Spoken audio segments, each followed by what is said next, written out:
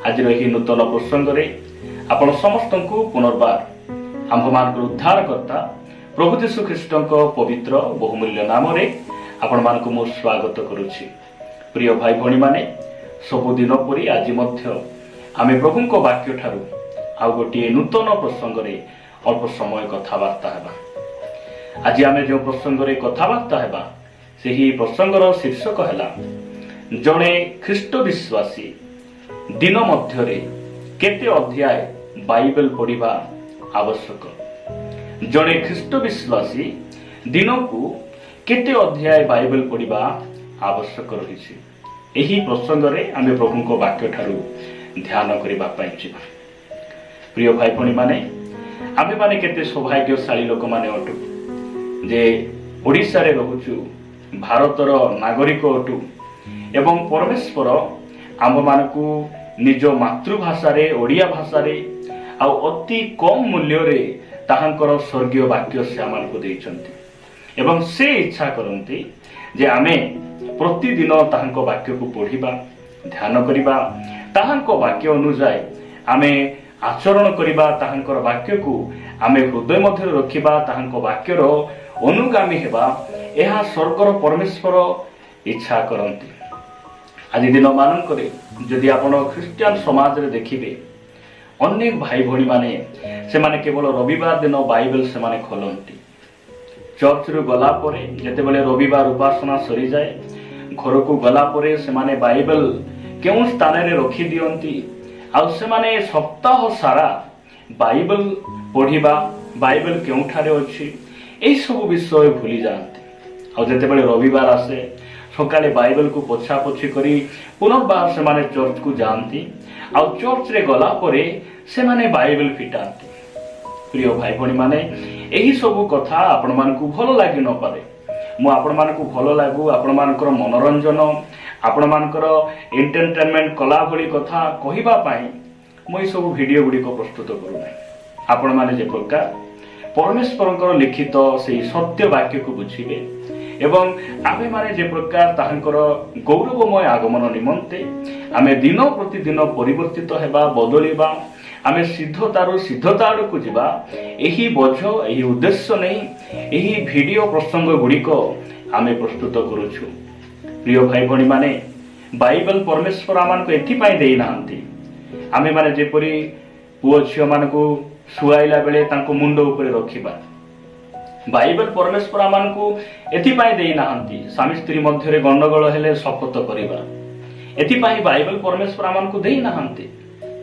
एथि पाई परमेश्वर आमान को बाइबल देइछंती आमे माने जे प्रकार से वाक्य को पढ़ी ताहांकर प्रेम को बुझिबा, परित्राणर ज्ञान को आमे जानिबा, दिन प्रतिदिन आमे सिद्ध आउ धार्मिकता आड़कू जिबा एवं सही वाक्य पढ़ी आमे माने अनंत जीवन को प्राप्त हेबा एथि पाई परमेश्वर से वाक्य आमान को देइछंती।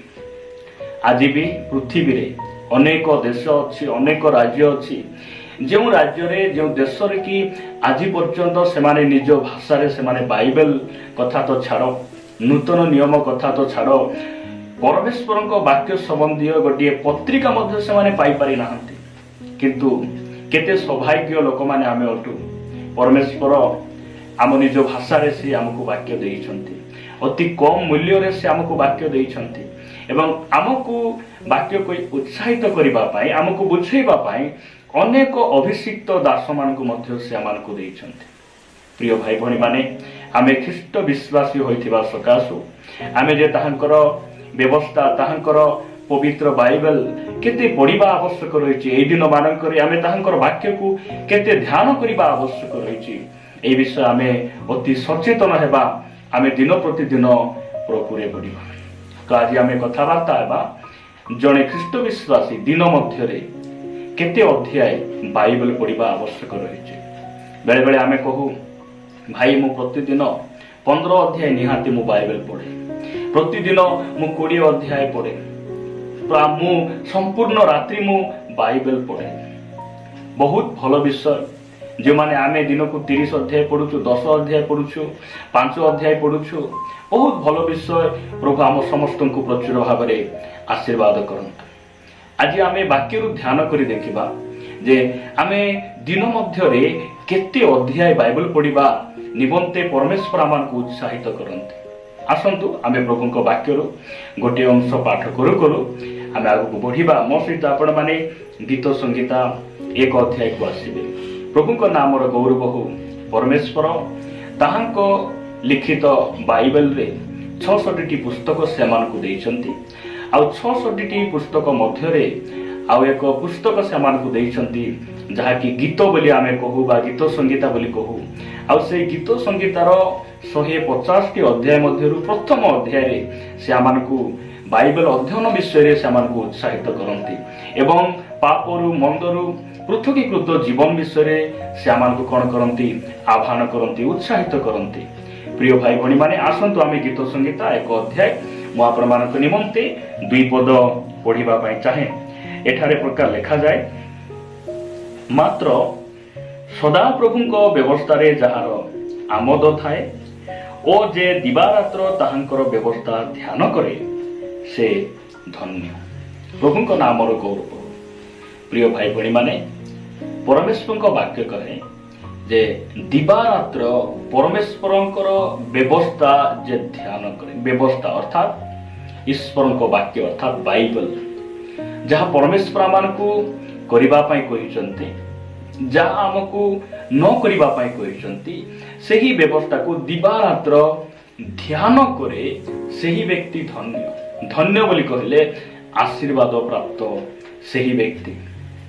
मु आपण मानकु कहिबा पई चाहे, आपण दिन मध्यरे केते अध्याय बाइबल पढुछंती ताहा बड़ विषय नहीं, किंतु दिन मध्यरे जो अल्प अध्याय बा केतोटी अध्याय आपण पढिथिले सही पढिथिबा वाक्य को आपण जे दिन सारा केते आपण ध्यान करूछंती मन मध्य रखिछंती ताहा हेउछि बड़ विषय। ताहा हेउछि बड़ विषय। प्रिय भाई भणी माने जदि आमे सखाळे उठिलु ट्रेडिशनली भाबरे परंपरा भाबरे आमे गोटे 15 अध्याय पढ़ी देलु, मात्र दिन सारा जदि आमे से वाक्य को भूली जिबा मन इच्छा जीवन यापन करिबा ताहेले हमर किछि लाभ हेबो नाही।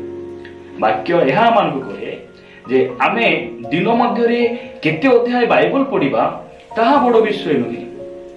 आमे दिन मध्यरे अल्प अध्याय मध्य गोटे अध्याय हो दुई अध्याय हो जहाँ भी हो आमे जे वाक्य को पढ़ीछु ताहा आमे जे दिवारात्र मन मध्य रखिछु ध्यान रे रखिछु आमे से वाक्य ऊपर आउजी पडुछु से वाक्य ऊपर आमे समर्पण होउछु से वाक्यर भरोसा रे आमे बंचुछु ताहा हेउछि बड़ विषय। ताहा हेउछि बड़ विषय। प्रिय भाई भणी जदि आपण प्रभु यीशु ख्रीष्टଙ୍କ बीज गुणाणीर दृष्टांत संबंध रे आपण जदि पढ़िबे जो समय रे प्रभु यीशु ख्रीष्ट पृथ्वी पृष्ठर थिले से बीज गुणाणीर दृष्टांत मध्य से एक सुंदर शिक्षा से आमको देइथिले।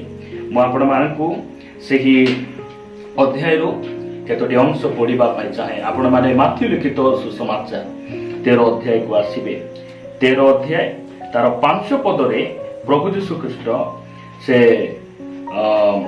दृष्टांत मध्य से सुंदर कथा से आमको कहिचंती। एठारे प्रकार लिखा जाए, आउ केतेक अल्प माटी थिबा पथुरिया भूमि रे पड़िला एवं बेसी माटी न थिबारु शीघ्र गजा हैला। 6 पद, किंतु सूर्य उठंते जली पड़ीगला और चेर न थिबारु सुखी गला। प्रिय भाई भणी माने बीज गुणाली विषय रे प्रभु यीशु ख्रीष्ट सुंदर भाव रे सामानकु ताहाको शिक्षा रो सामानकु कोन करिसंती से शिखाइचंती जे बीज गुणी जे कि गुणाली जे वाक्य प्रचार कले आउ विहन कहिले ईश्वर को वाक्य आउ सुनिबा लोक माने अर्थात भूमि बा जमी जहा कि सुनिबा लोक मान को बुझाए। एटा लिखा जाए जे से बुणु बुणु केतक विहन जे अल्प माटी थिबा पथुरिया भूमि रे पडुछि आउ सेही स्थान रे अल्प माटी थिबारु शीघ्र गजा होछि। जदि आपण सेही वाक्यर तात्पर्य को बुझिबा पई जदि आपण चाहिबे आपण से 18 अध्याय तळ को पढिले आपण बुझी पारिबे जे एही 5 पदर तात्पर्य 13 अध्याय 5 पदर तात्पर्य प्रभु यीशु ख्रीष्ट 20 आउ 21 पदरे से आमानकु बुझाई ए प्रकार कहंती। लिखा जाए जे वाक्य सुनिबा क्षणी आनंद रे ताहा ग्रहण करे କିନ୍ତୁ ତାଠାରେ ଚେର ନ ମାଡ଼ିବାରୁ କ୍ଷଣ କାଳ ମାତ୍ର ସ୍ଥିର ହୋଇ ରୁହେ। 21 ପଦ, ପରେ ବାକ୍ୟ ସକାଶେ କ୍ଲେଶ ବା ତାଳନା ଘଟିଲେ ସେହି କ୍ଷଣି ବିଘ୍ନ ପାଏ। ଏହି ଜଣକ ବୁଣା ଯାଇଥିବା ପଥୁରିଆ ଭୂମି ସଦୃଶ। ପ୍ରିୟ ଭାଇ ଭଉଣୀ ମାନେ, ଆମେ ପଢ଼ିବା ସମୟରେ, ଯେଉଁ ସମୟରେ ଆମେ ବାକ୍ୟ ପଢ଼ୁଛୁ କିମ୍ବା ମଣ୍ଡଳୀରେ ପ୍ରଭୁଙ୍କ ଦାସଙ୍କ ଠାରୁ ଆମେ ବାକ୍ୟ ଶୁଣୁଛୁ, ସେହି ସମୟରେ ଯଦି ଆନନ୍ଦରେ ଆମେ ଶୁଣୁଛୁ, ହେଇପାରେ ଆପଣ ଦିନକୁ 20 ଅଧ୍ୟାୟ ପଢ଼ି 10 ଅଧ୍ୟାୟ ବାଇବେଲ ପଢ଼ୁଛନ୍ତି ଆନନ୍ଦରେ, କିନ୍ତୁ କିଛି ସମୟ ପରେ ଯଦି ଆପଣ ସେହି ବାକ୍ୟ ପ୍ରତି ମନ ଦେଉନାହାନ୍ତି, ଲେଖାଯାଉଛି ଯେ ଅଳ୍ପ ମାଟି ଥିବାରୁ ଶୀଘ୍ର ଗଛା ହୁଏ। ଆଜି ଯଦି ଆପଣ ଘଣ୍ଟାଟି ପାଇଁ ଉଦ୍ଯୋଗ ହେଇ 10 ଅଧ୍ୟାୟ ପଢିଦେଲେ, ଘଣ୍ଟାଟି ପାଇଁ ଉଦ୍ଯୋଗ ହେଇ ଆପଣ 15 ଅଧ୍ୟାୟ ପଢିଦେଲେ, ବଡ ବିଷୟ ନୁହେଁ। କିନ୍ତୁ ଘଣ୍ଟାଟି ପରେ, 2 ଘଣ୍ଟା ପରେ, ଦିନ ସାରା, ରାତି ସାରା ଆପଣଙ୍କ ମନ କେଉଁଠାରେ ଲାଗିଛି? ପ୍ରିୟ ଭାଇ ଭଉଣୀ ମାନେ, ଗୀତ ରଚକ ସୁନ୍ଦର ଭାବରେ ସେମାନଙ୍କୁ ବୁଝାନ୍ତି ଯେ ଦିବାରାତ୍ର ତାହାଙ୍କର ବ୍ୟବସ୍ଥାକୁ ଧ୍ୟାନ କରେ ସେ ଧନ୍ୟ।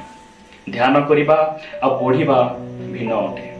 ପଢିବା, ପରମେଶ୍ୱରଙ୍କ ବାକ୍ୟ ପଢିବା, ତାହାଙ୍କ ସହିତ କଥାବାର୍ତ୍ତା, ତାହାଙ୍କ କଥା ଶୁଣିବା ଏବଂ ତାହାଙ୍କର କଥା ମାନିବା ସବୁଠାରୁ ବଡ ବିଷୟ। ପ୍ରିୟ ଭାଇ ଭଉଣୀ ମାନେ, ସେଥିପାଇଁ ଧ୍ୟାନ ବୋଲି କହିଲେ ମେଡିଟେଟ୍, ଆମ ମନ ମଧ୍ୟରେ ତାହାଙ୍କର ବାକ୍ୟକୁ ଧ୍ୟାନରେ ରଖି ଆମେ ତାହାଙ୍କର ବାକ୍ୟ ଅନୁସାରେ ଆମେ ଯେ ଆଚରଣ କରିବା, ଏହା ପରମେଶ୍ୱର ଚାହାନ୍ତି। ପ୍ରିୟ ଭାଇ ଭଉଣୀ ମାନେ, ଆପଣମାନଙ୍କୁ ମୁଁ 119 ଗୀତରୁ କେତୋଟି ପଦ ପଢି ଉତ୍ସାହିତ କରିବା ପାଇଁ ଚାହେଁ।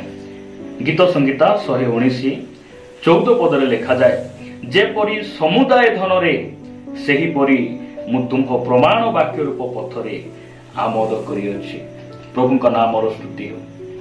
ପ୍ରିୟ ଭାଇ ଭଉଣୀ ମାନେ, ଆମେ ଯଦି ସକାଳେ ଉଠି ଯାହା ଆମେ ମନ ମଧ୍ୟରେ ସ୍ଥିର କରିଥିଲୁ ସେତିକି ଆମେ ବାଇବେଲ ପଢିଦେଲୁ, ମାତ୍ର ଦିନ ଯାକ ଆମର ଆନନ୍ଦ କେଉଁଠାରେ ରହେ?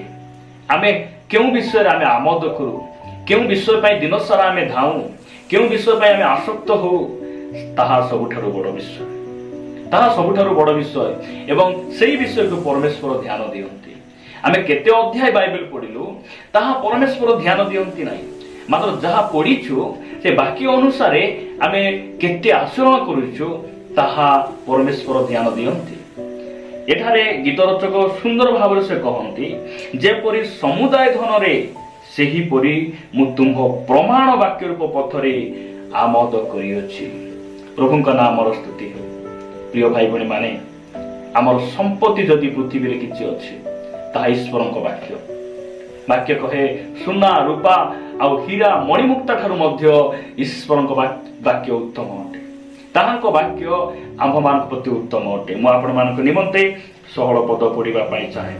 ଲେଖାଯାଏ, ମୁଁ ତୁମ୍ଭ ବିଧି ସବୁରେ ଆନନ୍ଦ କରିବି, ମୁଁ ତୁମ୍ଭର ବାକ୍ୟ ପାସରିବି ନାହିଁ। କେତେ ସୁନ୍ଦର ଭାବରେ ଗୀତ ରଚକ ସେ କହୁଛନ୍ତି। ପ୍ରଭୁଙ୍କ ନାମର ଗୌରବ ହଉ। ପ୍ରିୟ ଭାଇ ଭଉଣୀ ମାନେ, ଆମେ ବାକ୍ୟ ପଢିବା ଠାରୁ ଭୁଲି ନ ଯିବାଟା ସବୁଠାରୁ ବଡ ବିଷୟ। ସେ କହୁଛନ୍ତି, ମୁଁ ତୁମ ବାକ୍ୟକୁ ପାସରିବି ନାହିଁ। କାହିଁକି? ଯେମାନେ ପରମେଶ୍ୱରଙ୍କ ବାକ୍ୟକୁ ପାସରି ଯାଆନ୍ତି, ପରମେଶ୍ୱର ମଧ୍ୟ ସେମାନଙ୍କୁ ପାସରି ଯାଆନ୍ତି, ପରମେଶ୍ୱର ମଧ୍ୟ ଭୁଲି ଯାଆନ୍ତି ଖ୍ରୀଷ୍ଟରେ। ପ୍ରିୟ ଭାଇ ଭଉଣୀ ମାନେ, ସେଥିପାଇଁ ଆମେ ବାକ୍ୟ କେତେ ଅଧ୍ୟାୟ ପଢୁଛୁ ବଡ ବିଷୟ ନୁହେଁ, ବାକ୍ୟକୁ ଆମେ କେତେ ମେଡିଟେଟ୍ କରୁଛୁ, ବାକ୍ୟକୁ ଆମେ କେତେ ଧ୍ୟାନ କରୁଛୁ, ତାହା ସବୁଠାରୁ ବଡ ବିଷୟ। ମୁଁ ଆପଣମାନଙ୍କ ନିମନ୍ତେ 35 ପଦ ପଢି ସମାପ୍ତ କରିବା ପାଇଁ ଚାହେଁ। ସେହି ଗୀତ ସଂହିତା 119 ଅଧ୍ୟାୟ 35 ପଦରେ ଏ ପ୍ରକାର ଲେଖାଯାଏ, ତୁମ୍ଭ ଆଜ୍ଞା ପଥରେ ମତେ ଗମନ କରାଅ, କାରଣ ତହିଁରେ ମୁଁ ଆନନ୍ଦ କରେ। ଆମେ ବାକ୍ୟ କେବଳ ପଢିଲେ ହେବ ନାହିଁ, ପ୍ରଭୁଙ୍କ ବାକ୍ୟରେ ଆନନ୍ଦ କରିବା। କାରଣ ବାକ୍ୟ କହେ ଯେ ପ୍ରଭୁଙ୍କର ସମ୍ମୁଖରେ, ତାହାଙ୍କ ଉପସ୍ଥିତିରେ ଆନନ୍ଦର ପୂର୍ଣ୍ଣତା ରହିଛି। ଆପଣ ବାକ୍ୟ ଉପରେ ଆନନ୍ଦ କରିବା ଶିଖନ୍ତୁ, କାରଣ ବାକ୍ୟ ହିଁ ଆମକୁ କଣ କରିବ? ଧର୍ମ ପଥରେ କଢାଇ ନେବ, ସ୍ଥିର ଜଳ ପାଖେ ପାଖେ କଢାଇ ନେବ। ବାକ୍ୟ ହିଁ ଆମକୁ କଣ କରିବ? এই ପୃଥିବୀରେ ବିପଦ ଆସିବା ସମୟରେ ବାକ୍ୟ ଆମକୁ କଣ କରିବ? ଲୁଚେଇବ, ଆଉ ବାକ୍ୟ ଆମକୁ ସୁରକ୍ଷା ଦେବ। ପ୍ରଭୁଙ୍କ ନାମର ଗୌରବ ହଉ। ପ୍ରଭୁ ଏ ବାକ୍ୟ ଦେଇ ଆମ ପ୍ରତ୍ୟେକଙ୍କୁ ପ୍ରଚୁର ଭାବରେ ଆଶୀର୍ବାଦ କରନ୍ତୁ।